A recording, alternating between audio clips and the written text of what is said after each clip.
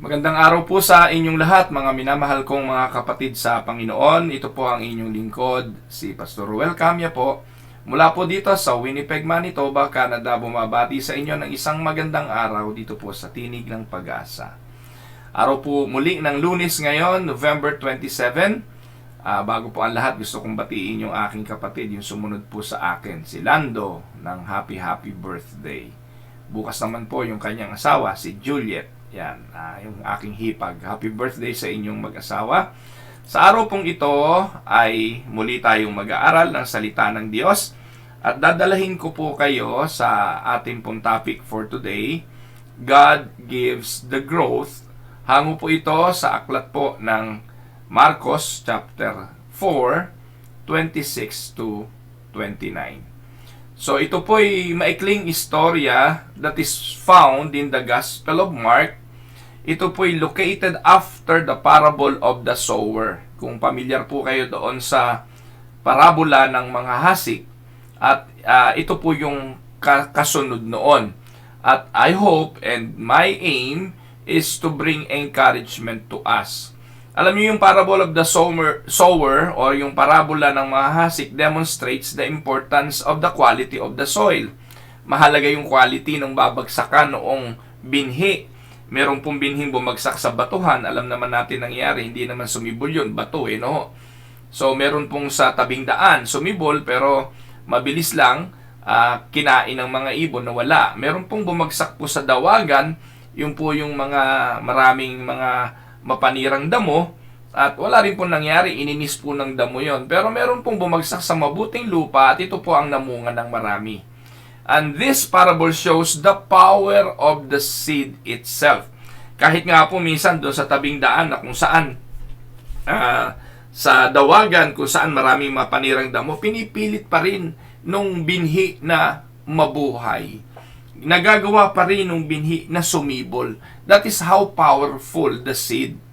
And this morning we are going to look at the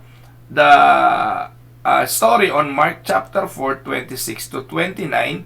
And ngayon pa lang, we could summarize the verses or the context of the verses like this. Ano po? Ito po yung summary ko. When the seed takes root, surely there will be fruit. Kapag ang binhi, ang buto ay nagkaugat, sigurado ito ay magbubunga.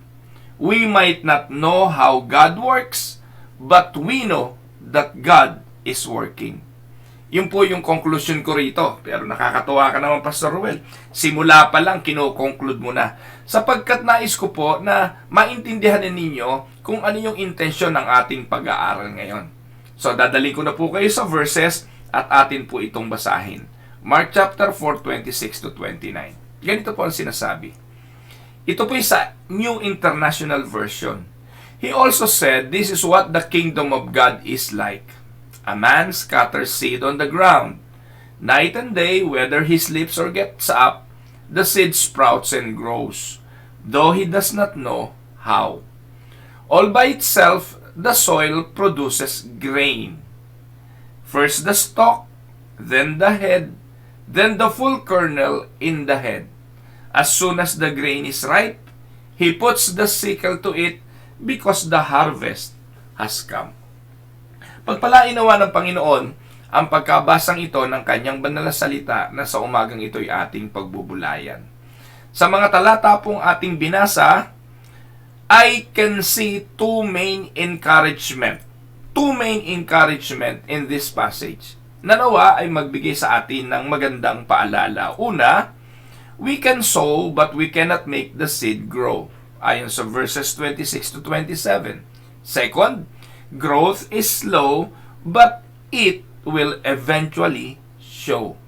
Ito po yung dalawang encouragement na pwede nating panghawakan in regards to sowing and reaping. In regards to the power of the seed to germinate and produce fruits. Dalawang mahalagang encouragement na dapat nating maintindihan, atin po itong pag-aralan. Una, we can sow but we cannot make the seed grow. Totoo po ba ito o hindi? One of the tasks of Christ followers is to sow the seed of the Word of God. Ito po ang gawain natin. Ang ating trabaho ay maghasik ng salita ng Diyos. Tayong lahat bilang mga mananampalataya ay instrumento ng Diyos. Yung pong bintang ng marami na yung daw mga nasa reform side of theology ay hindi na nag-evangelize kasi alam na naman ng Diyos ang maliligtas. Hindi po pwedeng ganon sapagkat duty ito ng lahat ng mananampalataya. Ang sabi po ng talata, Mark 4:26-27, He also said, "This is what the kingdom of God is like." Ano ibig sabihin? Ganito raw po ang kaharian ng Diyos eh. And kung kabilang ka sa kaharian ng Diyos, ganito yung paglalarawan ng Biblia sa pamamagitan ng parabolang ito. Ano daw po ang paglalarawan sa kaharian ng Diyos? A man scatters seeds on the ground. As if a man should scatter seed on the ground. So ano pong ibig sabihin yan? That is our responsibility.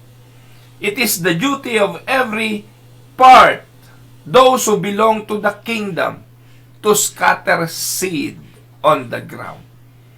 Sabi po ni Charles Spurgeon, holy seed sowing should be adopted as our highest pursuit. Bilang mga mananampalataya, ayon kay Spurgeon, yung paghahasik ng binhi, ng buto, should be our highest pursuit. Ano ibig sabihin? Ito daw ang pinakamahalagang gawain natin. Kaya we preach the gospel in season and out of season. Hindi ko po alam kung kailan yung out of season.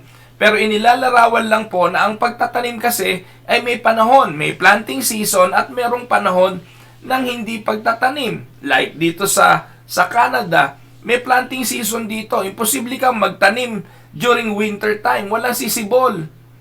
Walang mangyayari if you plant during the non-season of planting. Pero yun po siguro sinasabi ng Biblia na ang pangangaral ng salita ng Diyos, ang paghahasik ng salita ng Diyos, in season and out of season. Ibig sabihin nun, sa lahat ng panahon. We must get the seed of God's Word into the souls of people because if Jesus is to be known, the seed must be sown. If Jesus is to be known, the seed must be sown. Faith cometh by hearing, and by hearing the Word of God. Romans 10:17. So ano po dapat gawin? Matapos na makultivate ang lupa, ano po, after the ground is prepared, na-cultivate po yung lupa at na-fertilize, the seed is sown. Doon ngayon magtatanim. Pero ang tanong, meron po bang magagawa ang nagtanim para ang buto ay pasibulin? Napakaganda pong example at halimbawa ang ginamit po ng ating Panginoon para ipakita ang gawain ng mga manghahasik. May kapangyarihan ho ba ang manghahasik na magpasibol ng buto? So ang sabi po, yun pong manghahasik ang kanyang gagawin, ipe-prepare, i-cultivate, i-fertilize, at itatanim ang buto. Pagkatapos noon, he doesn't dig up the seed to see if germination has taken place. Hindi po siya pupunta ron kinabukasan, sisilipin ang buto, o kaya pag wala pang sibol, tatabunan uli. Walang ganong magsasaka. Walang ganong sower. He doesn't dig up the seed to see if the seed germinate or not. He may water and remove the weeds, but he doesn't touch the seed. Kung may sisibol na dawag, pwede niyang tanggalin. Kung nakita niyang tuyo yung lupa, pwede niyang diligin. Pero hindi niya dudukalin uli yung buto para silipin kung may nangyayaring pagsibol. That would be ridiculous for a farmer to do. We can sow, but we cannot make the seed sprout. Yun ang totoo. No matter if the farmer is sleeping or doing something else, the growth of the seed is in God's hands. Sabi nga po ng verse, ano sabi ng verse? Tingnan po natin ang sabi sa 4:26 or rather 4:27. Whether he sleeps or gets up, the seed sprouts and grows, though he does not know how. Kaya pananampalataya lang po yun eh. Yung mga hasik, naniniwala at nananampalataya lang tayo na kung gagawin natin ang paghahasik, bahala ang Diyos doon. May pangako naman ng Panginoon, yung kanyang mga salita, hindi babalik na walang kabuluhan. Amen mga kapatid. Kaya tayo naghahasik, wala sa atin yung kapangyarihang maumbinsi. Hindi tayo insurance agent or marketing people para ating kumbinsihin yung tao para manampalataya sila sa Panginoon. Wala tayong ganong kapangyarihang gawin. Ang atin lang trabaho, magpahayag ng salita ng Diyos and let the God, our God, do the growing of the seed. The farmer goes through his daily routines without exerting any extra energy into the plant to make it sprout. Alam nyo, madalas ako po ay nasa Garden City. Isa po yung maliit na mall dito po sa Canada, sa Winnipeg. At ako po ay naglalakad-lakad doon. Pag nakita po akong nakakilala sa akin, uupo ho kami at magkakape. And during that conversation, hindi po natatapos ang araw o yung oras ng pakikipag-usap na hindi ko maisisingit ang ebanghelyo, lalo na't alam kong hindi mananampalataya ang aking kausap. I will try my best to share the Word of God. And on that moment, I serve as a farmer. I have done everything that I can do. Now, ano susunod kong gawin? Wala. I just wait. It is all up to God para sumibol ang inihasik na buto. Ganun lang po mga kapatid. Hindi po tayo mamimilit. Tanggapin mo. Pray with me. Follow the sinner's prayer. Wala po tayong ganong klase ng kapangyarihan na gawing pasibulin yung binhi na inihasik. It is only God. And when good seed goes into the good soil, good things will happen. Yun naman ang realidad. And when the seed takes root, surely there will be fruit. Magugulat na lang tayo, yung nabahagi na natin. Na po, couple of months or years ang nakalipas. Saka magpapahayag na sasabihin, salamat na bahaginan mo ako ng salita ng Diyos. Eventually, nag-germinate pala yung seed. At yung seed na yun ay nagbunga. Mga kapatid, we don't have to understand how things work in order for them to work. I don't know how the microwave work. I don't know who invented the microwave. Naalala ko po ang microwave kasi every morning, ang ginagawa ko po, meron na po akong ready kape, nag-brew po ako ng coffee sa malaki pong ganon. Minsan, it lasted to a day or two. Hindi ko po nauubos kasi malaki po yung brewing coffee maker namin eh. So, ang ginagawa ko po, tuwing umaga, nagsasalin lang po ako dito, mina-microwave ko. 2 minutes sa microwave. Meron na akong instant coffee. Pero, ang tanong, paano kaya na-invento itong microwave na to? Hindi ko po alam paano nagpa-function yon, paano umiinit yung tubig na hindi nababasag yung baso. Hindi ko po yun naiintindihan. Pero buong pananampalatayang, inilalagay ko po yung kape o tubig ko, anumang iinit ko sa microwave, pindutin kung ilan yung desired minutes, and then, that's it. Ganun din po mga kapatid. We don't need to understand. We don't need to know how things work. Kasi ganun naman ang sabi, I don't know how this computer that I am using right now was manufactured. Paano pinagduktong-duktong yung mga piyesang yan? Hindi ko kailangan maintindihan yan. But that doesn't stop them from working. Amen? And according to the last phrase in verse 27, things grow but he himself does not know how. Sa Greek word po yun, mas maganda pakinggan sa Greek, ang term na ginamit, how he does not know. How it work, he does not know. How the seed sprout, he does not know. When the seed takes root, Basically, it will bear fruit, but he does not know how. Ito po ang binabanggit ng aklat ng Ecclesiastes Ecclesiastes 11:5 reminds us that the way God's work is not always understandable. Hindi naman kailangan ng Diyos na magpaliwanag sa atin kasi hindi natin maiintindihan ang kanyang isipan. How He do things, we will not understand. Kaya sa aklat ng Ecclesiastes 11:5, ano sabi? As you do not know the path of the wind, or how the body is formed in a mother's womb, so you cannot understand the work of God, the maker of all things. Well, ngayon, medyo may idea na tayo paano nabubuo yung sanggol sa sinapupunan, paano yung male sperm pupunta roon sa female egg ng babae, at pag sila'y nagsama, ano bang term na ginagamit doon? Hindi naman germination, mabubuo po yun. At yun po mga kapatid, 9 months mananatili sa sinapupunan ng ina. That is all we know about conception.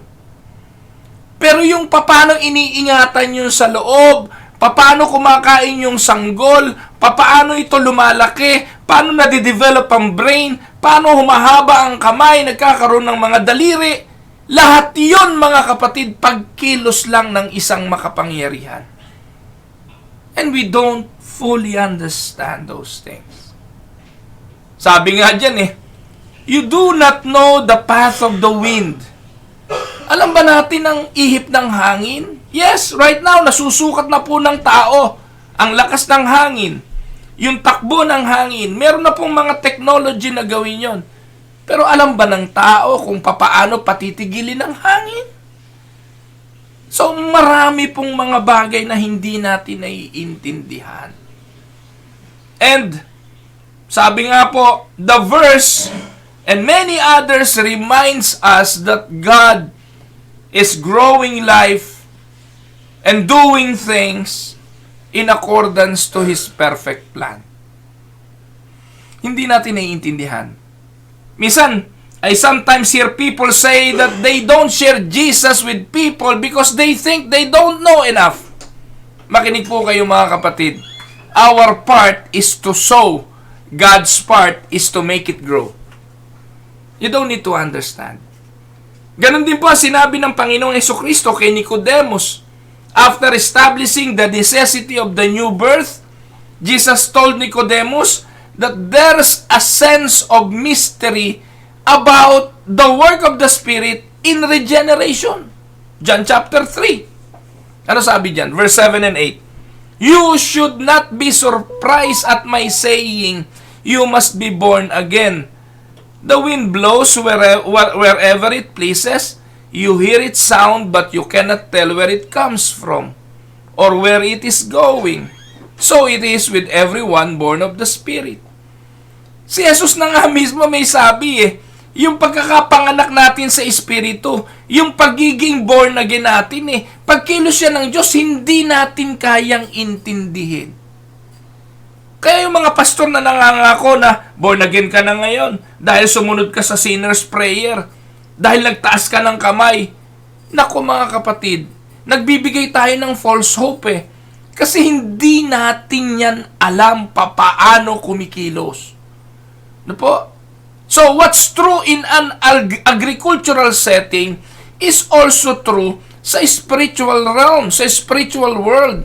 We can sow, but we cannot make the seed grow. The beginning is often insignificant. What we see next is that spiritual progress is often imperceptible. Amen? Yun po yung una. Ang una po na dapat nating maunawaan ay ang katotohanan, we can sow, but we cannot make the seed grow. Second, growth is slow, but it will eventually show. Ang growth, gawain nyo ng Diyos, totoo, mabagal. Hindi naman po, pag-germinate, may buton, meron na agad bunga. Wala namang ganon. No, sa verse 27 and 29, ang sabi po, all by itself, the soil produces grain. First the stalk, then the head, then the full kernel in the head. And verse 29, as soon as the grain is ripe, he puts the sickle to it because the harvest has come. Look at the process. It is a very slow process. Magsisimula saan? Sa germination of the seed. And then from the germinated seed, lilitaw po yung stalk. O yung sisibol. Paano pagbubungan yan? Pag matured na yung halaman, lilitaw po yung stalk. Yung sa stalk na yon may bulaklak. O kung may bulaklak yung itinanim, and then do sa pagbubulaklak, meron pang tinatawag na proseso ng pollination at kung ano-ano pa. And then magpo-produce ito ng head. Kung ito'y tawag doon, mais o yung kagaya ng nasa example natin, wheat, lilitaw yung kernel o yung pinakabunga nito. Nakuha niyo po. Yung term na ginamit, all by itself. Whether we like it or not, sisibol at magbubunga yan, all by itself. In Greek, nandun po yung word na automatic. Automatic, all by itself, it will produce. It is the idea of being self-acting or without visible cause. The only other time this word is used ay doon sa Acts chapter 12 verse 10. Yung word na automatic o yung word na all by itself. Mababasa po natin yan sa Acts chapter 12 verse 10. Ano pong kwento ron? Tingnan po natin. Ang kwento po sa Acts chapter 12, 1 to 11 was about King Herod. Nang ipinahuli niya at ipinersecute yung mga alagad. Sabi diyan, it was about this time that King Herod arrested some who belonged to the church intending to persecute them. So sino-sino yung nahuli? He had James and brother of John put to death into the sword. When he saw that this met with approval among the Jews, he proceeded also to seize Peter. Hinuli din si Peter. This happened during the festival of unleavened bread. After arresting him, he put him in prison. Hindi niya pwedeng patayin kasi may pista. So ang ginawa niya, si Pedro ikinulong muna. Na po? So he handed him over to be guarded by 4 squads of 4 soldiers each. Daming gwardiya, ano po? So Herod intended to bring him out for public trial pagkatapos ng Passover. So Peter was kept in prison, but the church was earnestly praying to God for him. The night before Herod was to bring him to trial, Peter was sleeping between 2 soldiers, bound with 2 chains, and sentries stood guard at the entrance. Suddenly, verse 7, the angel of the Lord appeared, and a light shone in the cell. He struck Peter on the side and woke him up. Quick, get up, he said, and the chains fell off Peter's wrist. Then the angel said to him, put on your clothes and sandals, and Peter did so. Wrap your cloak around you and follow me, the angel told him.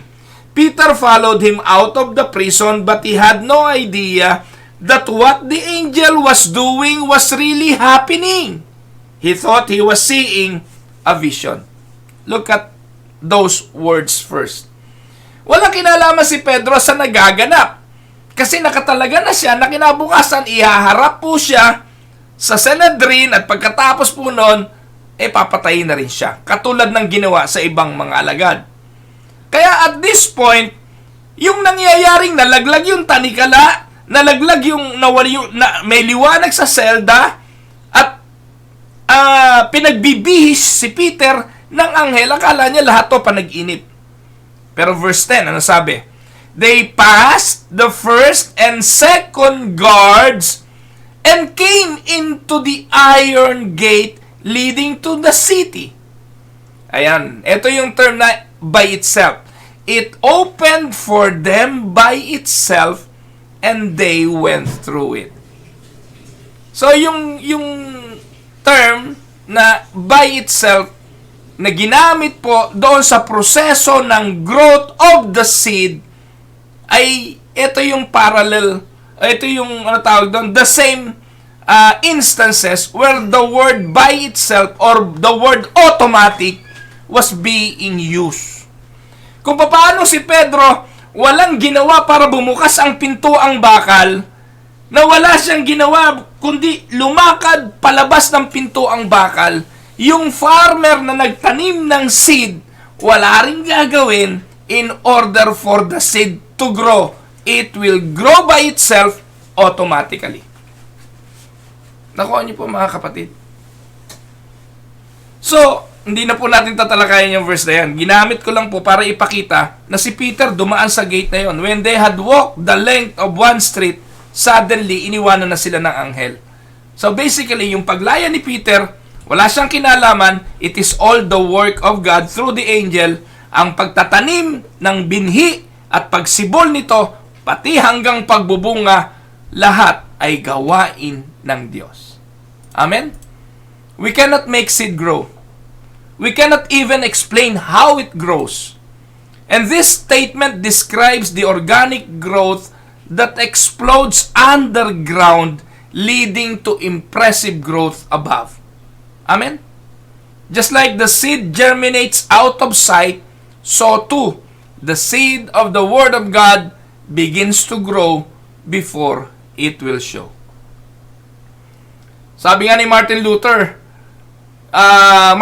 was spot on when he said, "After I preach my sermon on Sunday, I return home and I just let the gospel run its course." Sabi ni Martin Luther, pag linggo, nagsasermon ako, nagbabahagi ako ng mensahe, I preach the gospel. Uuwi ako, matutulog ako, and I just let the gospel run its course.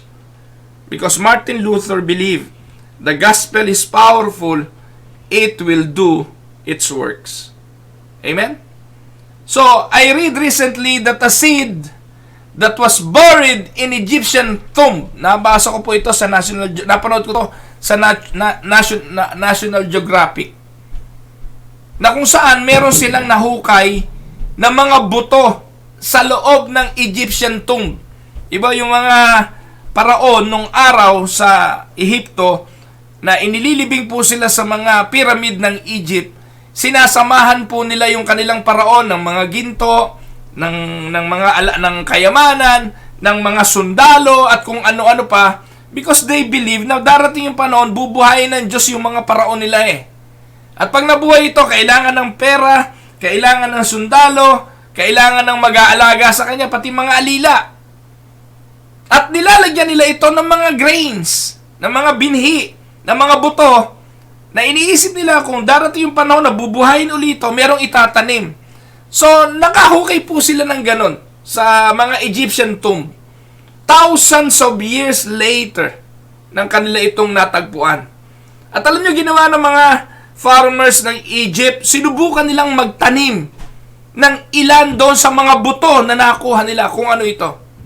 And you know what happened? It grew.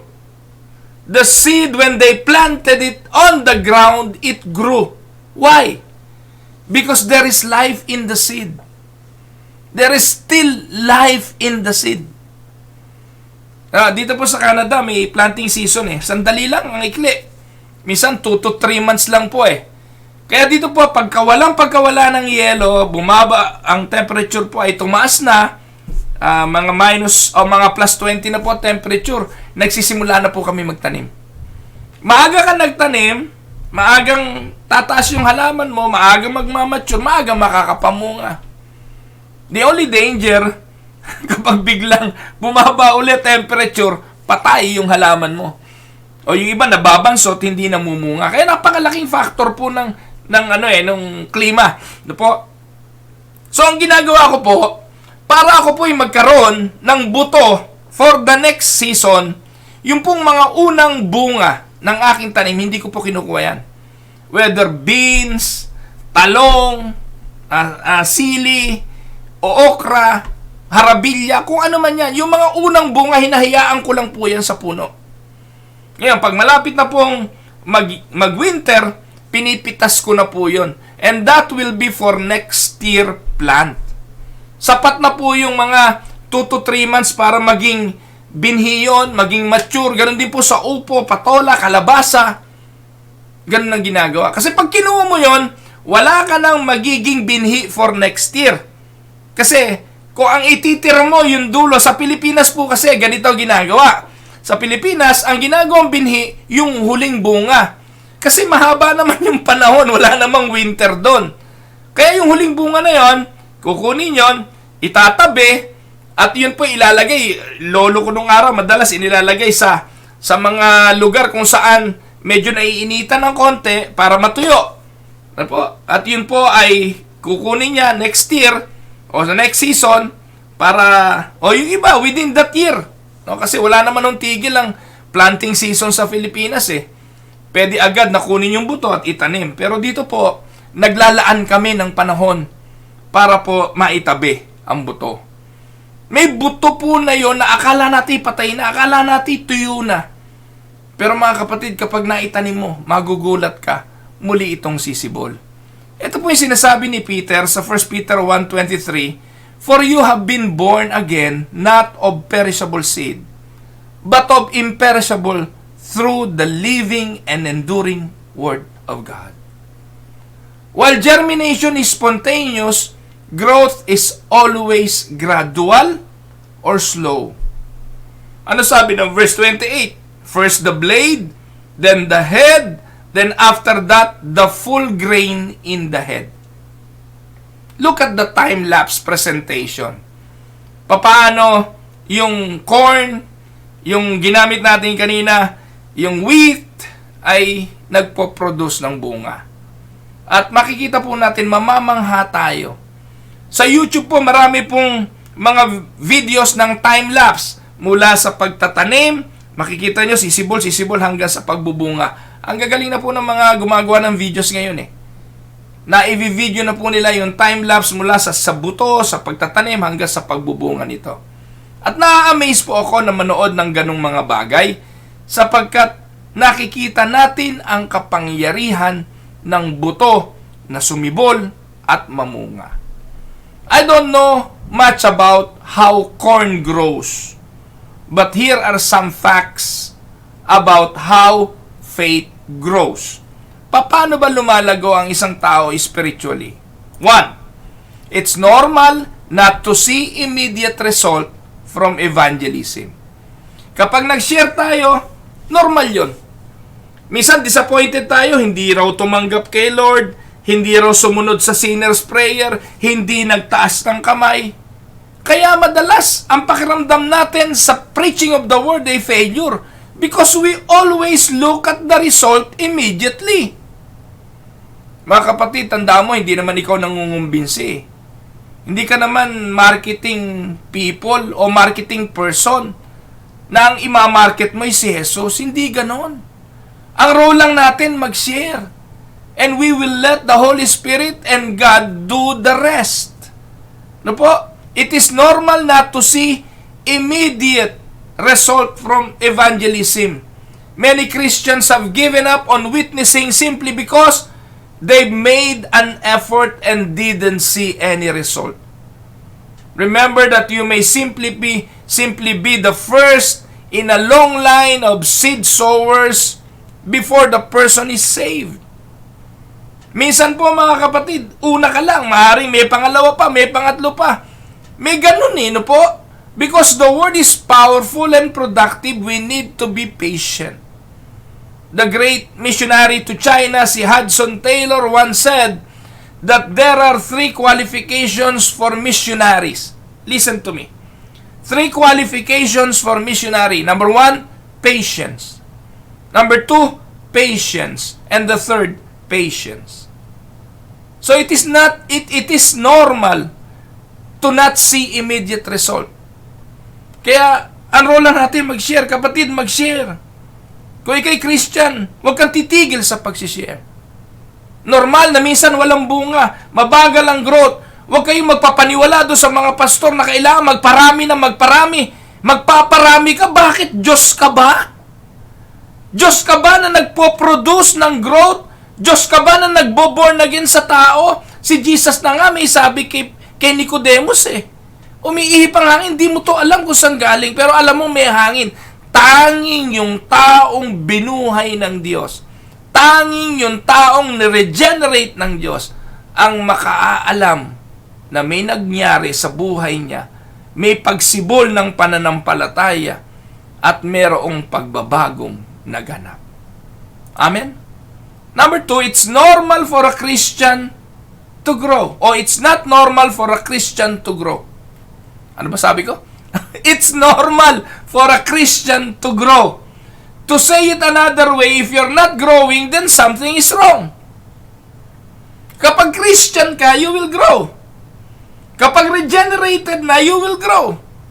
If not, wala pong mangyayari doon. Lahat po ng, alam nyo mga kapatid, meron din po kasi tinatawag na fake fruit at real fruit.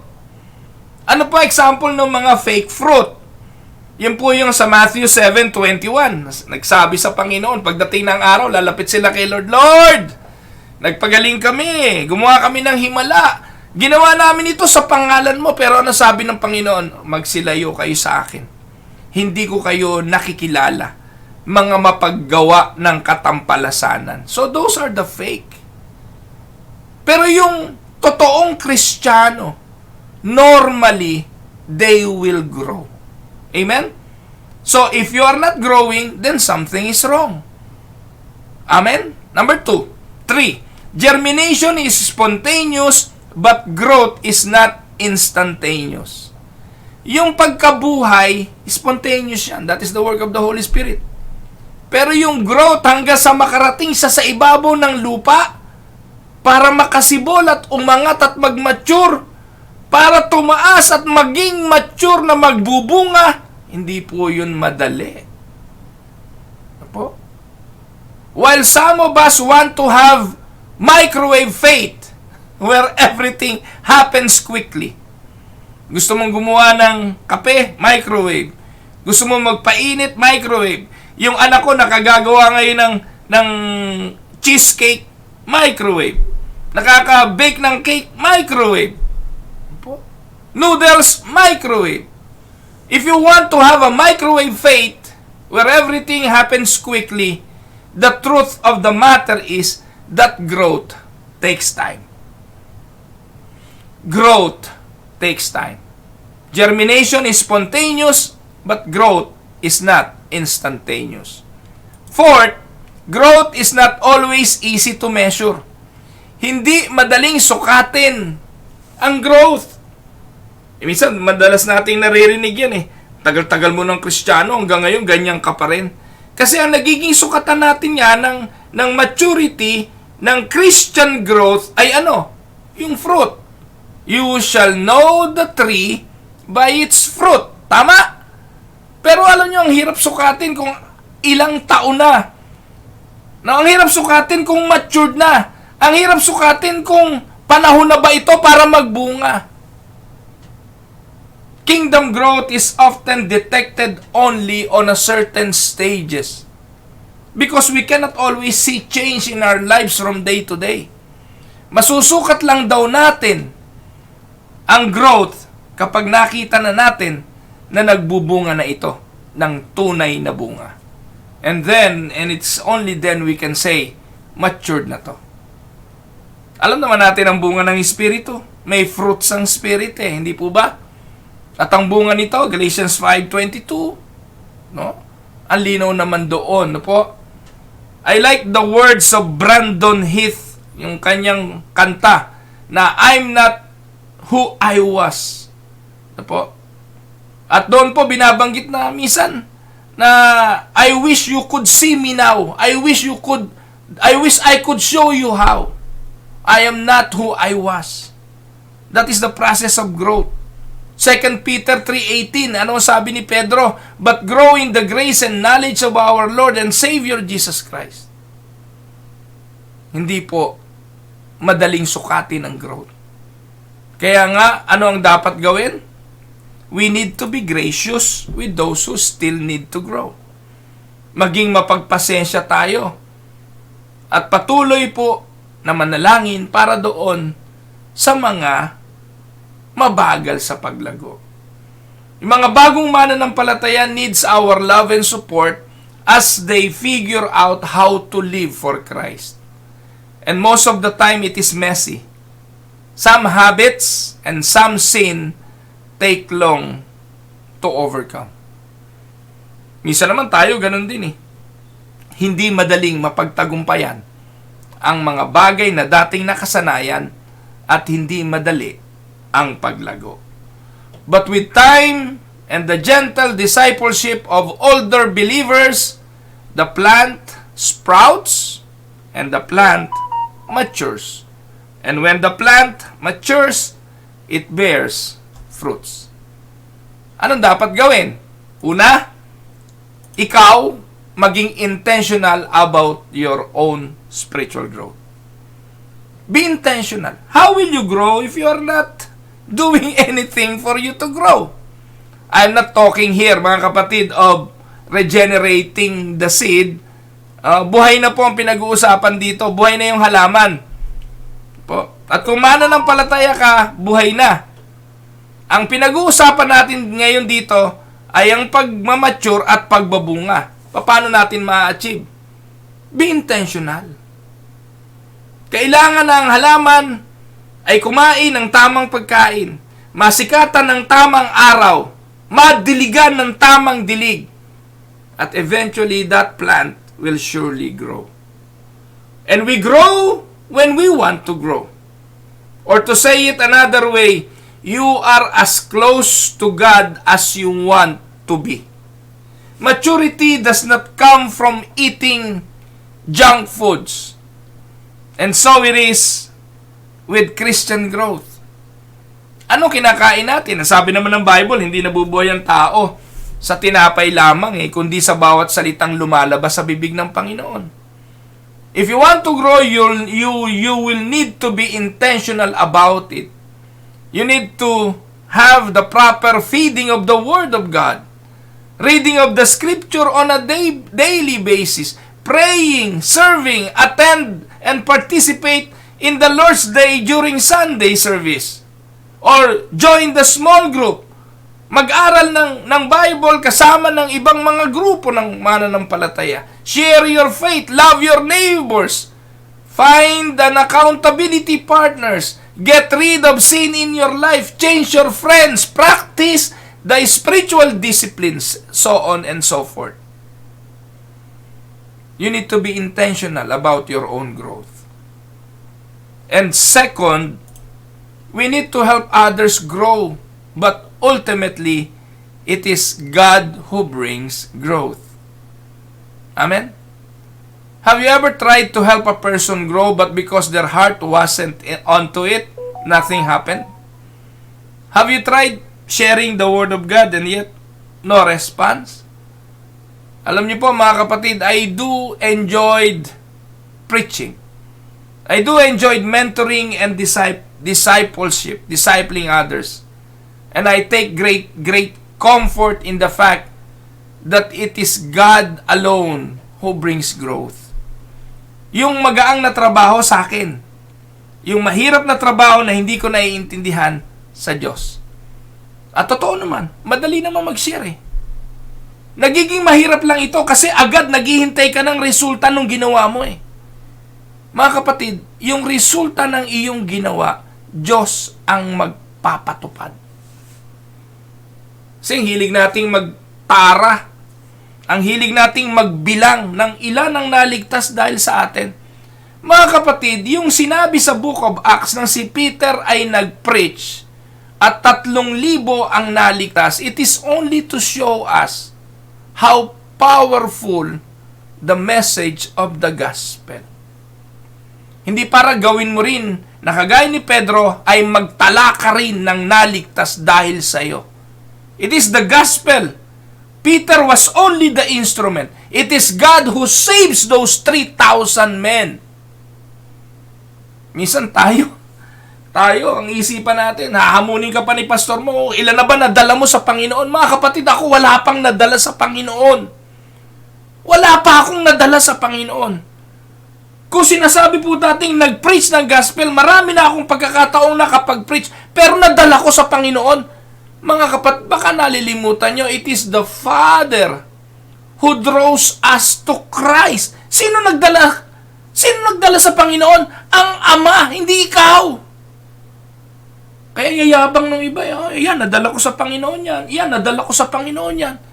Ayan, ngayon, tatlo tumanggap sa Panginoon dahil I preach the gospel. Kilabutan naman ho kayo, mga kapatid. Tapos ngayon, mag-iipon kayo ng 1,000,000. Target ninyo 1,000,000. Sino kayo para gawin yan? No? Sino kayo para maipagyabang na you have 1,000,000 members? Because of what you did. Because of the strategy that you intend to do. Kahit anong tumbling ang gawin nyo, wala kayong maidadagdag sa kaharian ng Diyos kahit isa. Dahil lang nagbibigay ng pagsibol ay Diyos lang. Hello? Hindi ko sinasabing huwag na kayong kumilos at magpakatamad kayo. Pero ang realidad, wala tayong maidadagdag kahit isa. Ang Diyos lang ang gagawa nun. Ang Ama ang mag-aakay kay Kristo para makita siya bilang daan, bilang katotohanan, at bilang buhay. We need to help others grow, but ultimately, it's God who brings growth. Listen to 1 Corinthians 3, 6-7. Problema na to sa Korinto eh. Nag-aaway-away na yung mga tao doon. Bakit? Nagkaroon ng pagkakampi-kampi. May grupo si Apollos, may grupo si Pablo. Kaya si Pablo na mismo ang nagsalita. Ano sabi? Pakinggan nyo. 1 Corinthians 3:6-7. I planted the seed, Apollos watered it, but God has been making it grow. May naakay ba si Pablo? May naakay ba si Apollos? Sa kanilang bibig nang galing mismo, ang Diyos ang nagpalago. So neither the one who plants nor the one who waters is anything, but only God who makes things grow. Rocket science ba yan para hindi natin maintindihan? Yayabang ng mga pastor ngayon. Ang yayabang ng mga mentor ngayon, tuturuan yung kanilang mga 12 apostol. Tuturuan yung kanilang G12. Ganito gawin nyo, ganito, preach the gospel. Kailangan magkaroon ka ng sarili mong 12. Kailangan magkaroon ka ng sarili mong alagad. Pagkatapos, sila ngayon yung mga proud na proud. I have my 12. I have my 144 followers. Kilabutan naman kayo. Diyos po, mga kapatid.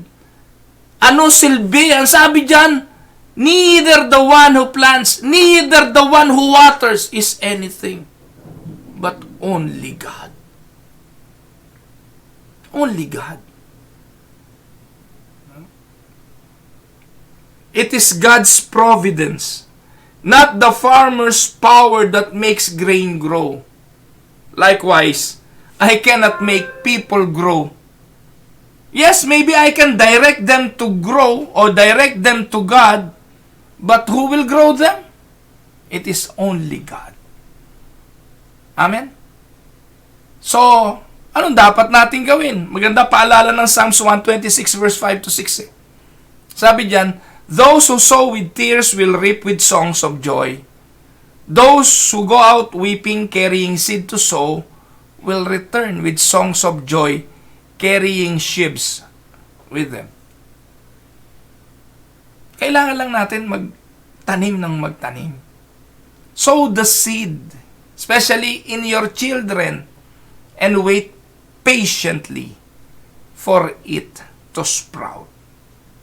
Amen? Yung huling verse ng Mark chapter 4 shows us that sowing eventually leads to harvesting. Because when the seed takes root, there will be fruit.